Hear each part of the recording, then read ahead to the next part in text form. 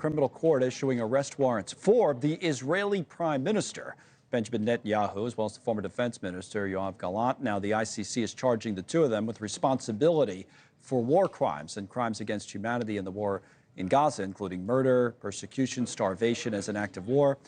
The ICC also did issue a warrant for the leader of Hamas, Mohammed Daif, who Israel says was killed in an airstrike in July. All right, let's talk about this now. We have Simone Ledeen in here, former Assistant Secretary of Defense for the Middle East. Nice to have you. I mean, first of all, there's not much teeth usually to these things in terms of they issue the arrest warrant. You don't normally see the person being actually arrested. But the point that's being made here, what was your reaction when you saw it? What's going on? Well, I think it's quite unprecedented in the fact that they're actually going after democratically elected leader of a country for defending the country against a terrorist attack. And by simultaneously issuing an arrest warrant for the terrorist leader. Right, it doesn't make it even, you're saying. It's not even at all. And they're right. trying to create this like false sense of equality, which is very disturbing. I think the U.S. government probably feels pretty much the same way. This was new comments that came in from the Pentagon and spokesperson Sabrina Singh. Let's watch. The United States fundamentally rejects the court's decision to issue these arrest warrants for senior Israeli officials. We remain concerned by the prosecutor's rush to seek arrest warrants and, some of the processes that this has played out in.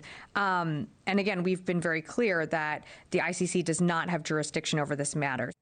No jurisdiction. Well, that's kind of, to some extent, what I was referring to earlier. But what about the issue, and whether this is just to get headlines, I suppose, or? I mean, what they missed, what the U.S. government, I think, missed in their response today was a very strong pushback against this attempted moral equivalency that the ICC has rolled out between, like I said, a democratic leader and the terrorists that have attacked it.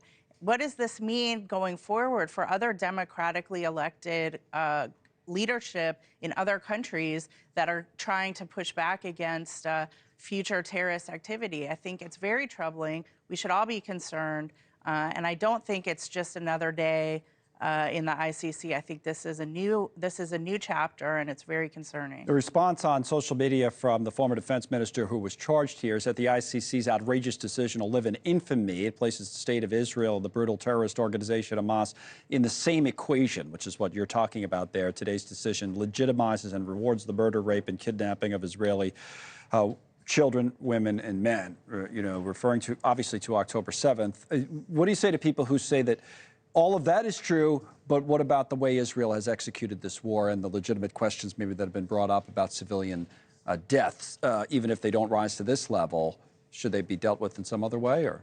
Well, I do think that civilian deaths, it's been an extremely tragic war for all parties involved. I think it's also incredibly important to note that Hamas tactics have led to this huge civilian calamity, this humanitarian calamity. Not only where they had placed their weapons, where they had placed the hostages, but also attacking food, taking over the food caravans as soon as they entered Gaza and diverting them for their own uses. None of this was mentioned in the report, and I think that speaks for itself, and it really undermines the credibility of the ICC. Now, we look at this kind of more big picture. I think you and I were talking last time you were on the show a little bit about this transition of power from Biden to Trump and the different administrations, about how you expect this situation to change. What do you think will be different come January 20th and after 2025? I think it's very clear. We can look at a statement on X that was released by the incoming National Security Advisor,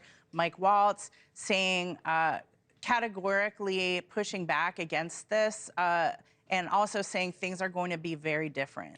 So, I mean, if you were looking for a sign, I would say that's it. But the policies that the first Trump administration were following were totally divergent from this. And what would be a change that we'll see early on, not necessarily related to this, but in how he deals with the conflicts in the Middle East? What will we change right away, do you think? Well, I think there's going to be a focus on peace. I think there's going to be a focus on dealing with the head of the snake or the head of the octopus, which is Iran. Iran has been funding all of these terrorist proxies, and including Hamas.